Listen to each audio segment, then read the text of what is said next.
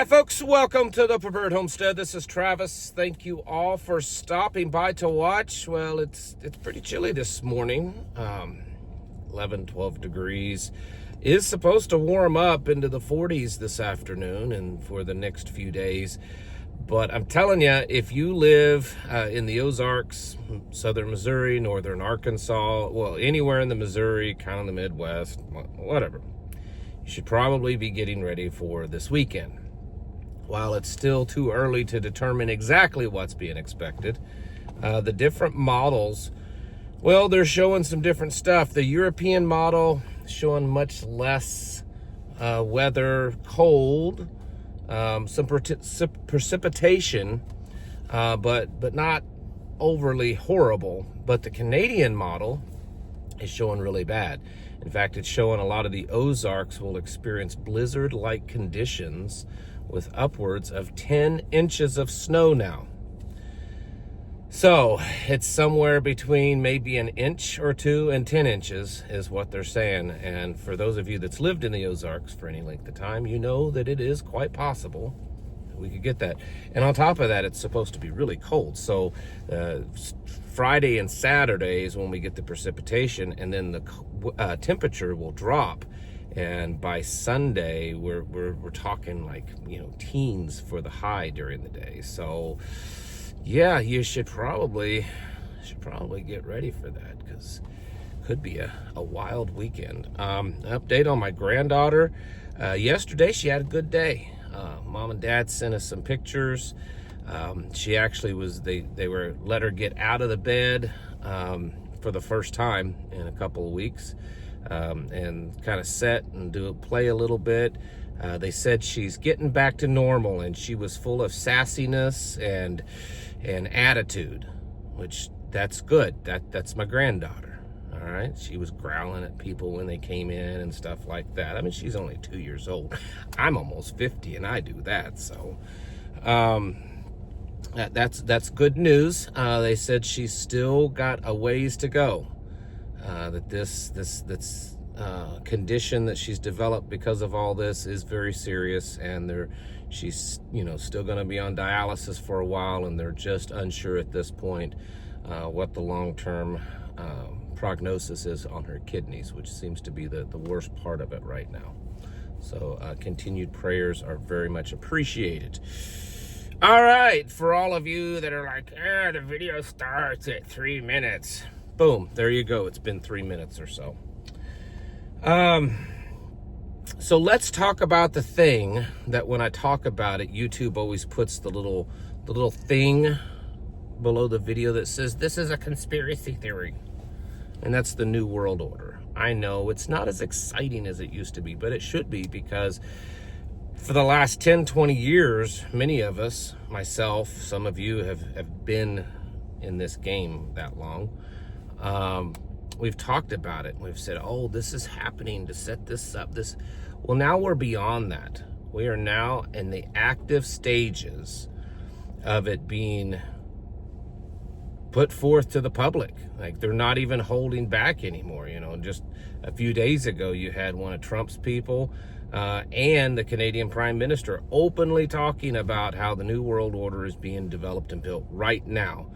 And wars are being fought, and potential new wars are being developed, trade wars, technology, everything. It's like the gauntlet has been thrown down. And just like I have been warning you folks for the last year or two, that 2030 is coming up real soon, and everything's going to be ramping up. And I think personally, one of the reasons why Donald Trump was placed, allowed, whatever, to be president is because he's known for his Operation Warp Speed. That's one of the biggest things that he brags about, is that he just like a bull, love it or hate it, he pushes through and gets things done, good or bad. And so that's what we're seeing. We're seeing this Operation Warp Speed style of just making it happen, it being the New World Order. Of course, the whole Greenland thing is still a hot topic. Europe is just all over the board. Right now, they're at the Davos meeting, which is the World Economic Forum. And it's been announced that this Thursday, there will be a signing of the charter for Trump's new Board of Peace. This is an interesting one. That's another thing that just kind of comes out of nowhere with him. But invitations have been sent out, and the media knows about it. He's invited 60 different world leaders to be on this, and it's $1 billion is the cost to be on this Board of Peace. Donald Trump will be the chairman, and he will have apparently veto power and ultimate decision-making power, and will be able to serve on this board for his entire life. The $1 billion a piece, so if there's 60 people, that's $60 billion. It's not really saying where that money goes or who gets to keep it. And I mean, if Trump is in charge and has veto power, then obviously he, I guess, has the final decision on where that money goes and how to spend it. But anyways, that's happening. France's Macron has already declined to be on this, and Trump immediately fired back and said, well, maybe I'll just put a 200% tariff on your wine for not joining my Board of Peace. And this is, I know there's people out there that think that that's alpha male talk right there. No, it's not. It's childish bullying, folks. Stop it. It'd be interesting to see. I mean, yeah, I know that the UN is a joke. It always has been, and it's more than that now than ever. But come on, folks. The Board of Peace. Speaking of all of this, and continuing on with the New World Order talk, there's been a lot of talk about what I'm getting ready to say, and people have been sending it to me and asking if I knew about this, and I have. I've not just recently. I've known about this for years. One of my first really big, I guess you could say, activism was about the North American Union. North American Union, I was big on that back in the day. I actually did a lot of research and going out in the field. I got kicked out of a few businesses and stuff, corporate offices, Smartport in Kansas City, things like that, for going in and trying to ask questions. So I'm very, very familiar with all of this. But it's like this dream that's been around for a long time is finally coming into fruition, and Trump is the one that's doing that. This last night, Trump posted. Well, let's go back just a little bit. The president says that he has not forgotten or is not distracted from Canada. That Canada is still on the list to become another territory or state of the United States. Of course, obviously Greenland is heavily focused right now. But he says that Canada's still there and still focused on it. And as soon as we get Greenland taken care of, we're going to turn our focus on Canada. And then last night, he tweeted or posted or whatever it's called, this picture here, obviously either AI or Photoshopped or whatever. It's not actual picture, but look on that little board there. It's a picture of North America that Canada and Greenland and all of it has a U.S. flag on it, kind of projecting, that, hey, Canada is going to be part of the United States. What's interesting about that picture that he posted online are some of these. This one here is a picture from the Technoic, I can't remember, of America. And this is an old map that was made back when, the push was this technocracy, and that it would be this kind of North American union style of thing. So that one's been going around. And then, of course, there's the Club of Rome, the 10 Kingdoms, very biblical. The Club of Rome also shows kind of that North American Union. It's interesting because they always include Greenland, and it's all under the control of the United States. So that one's interesting, that North American Union again. And then, excuse me, and then there's this other one here, and again shows the same thing, of this. This one here is a map from right after World War II. I think it was just before or during World War II. It was this projection of what the New World Order would look like after World War II. And so here we have all of these old maps, this old information, all about New World Order, and then we move forward, and we've got the World Economic Forum, the Great Reset. And I guess the point that I'm trying to make is that a lot of people believed that, even though the term New World Order and stuff might still be used, it's the golden age with Donald Trump. It's a different thing. It's not, folks. It's not, folks. This is the same stuff that's been going around for 100 years now, or more, of developing this new unified world order where you have different districts, you have different regions that are controlled by these top oligarchs. This is extremely biblical, okay? Very, very. That's why for years and years people have been warning about the New World Order, this new club of Rome, all of this kind of stuff, is because it is so right out of end time prophecy. And we have a president now that's not just talking about it, he's actually doing it.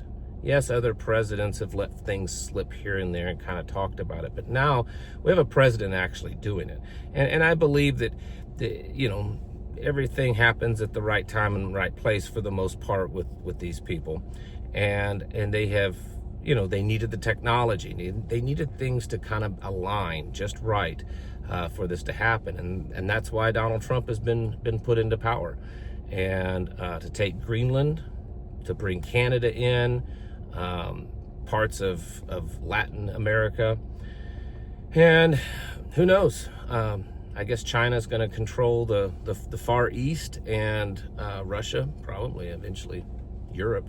The whole thing with China, a lot of, and including myself, talk all the time about with Taiwan. Well, guess what? There may be a solution to the whole U.S. and Taiwan and China thing.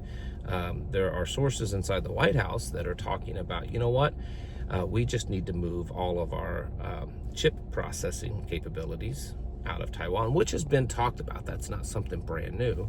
It's always just been, well, that's just almost an impossibility. Well, they're now actively trying to do that, of moving our chip making capabilities out of Taiwan and just saying, let China have it.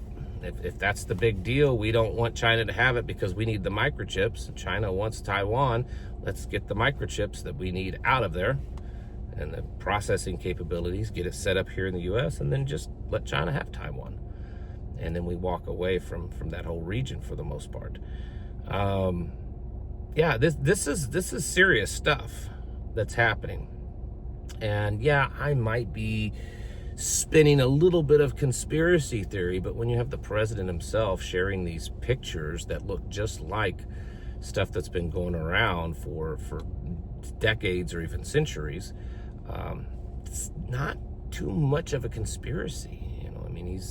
He's actually causing great disruption around the world just with Greenland alone, and focusing on taking that, and actual actions being done of getting the military ready and developing a plan for taking it if they can't purchase it, including the rights to it. I was doing more research yesterday after the video that I made on Greenland, and I feel very confident in that. There's very strict control over any type of mining, and in fact, oil and gas being, pump drilling for oil and gas is completely outlawed in Greenland, and they're very, very limited, very, very strict regulations on mining. And currently, right now, in that whole island, there's only 2 mining operations. They're very closely regulated, and so it's and then of course putting military for defense. They allow military on bases, but they would not allow things like nuclear weapons and things like that. And so, like I've said, and this isn't the Danish government, this is the native Inuit government that actually runs Greenland. And so it's not just enough to purchase it so that they become under the banner of the United States. It's basically getting them to give up their native lands so that America can harvest what it needs from it. That one's probably not going to happen. So this is what's going on, folks. We're finally, it's been a blur. It's been a blur for decades about the New World Order and all of this stuff. And many things have happened along the way that lots of us have said, this is just getting us down that path. It's kind of directing us down that New World Order path. But, of course, you can't fully see it yet. Well, now we can not just see it, but it's actually starting to come into focus. And this is a very serious thing. And looking that this could happen, all kind of come together over the next couple of years, that's quite serious.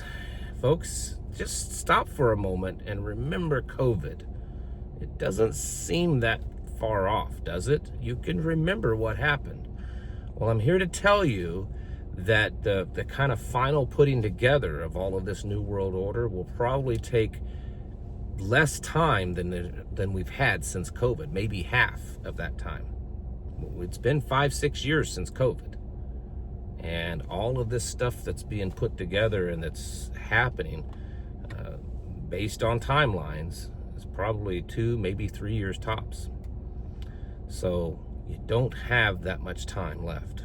You need to get serious, get ready, and get your houses in order. Prepare yourselves mentally, physically, and spiritually. Thanks for watching. Catch you in the next video.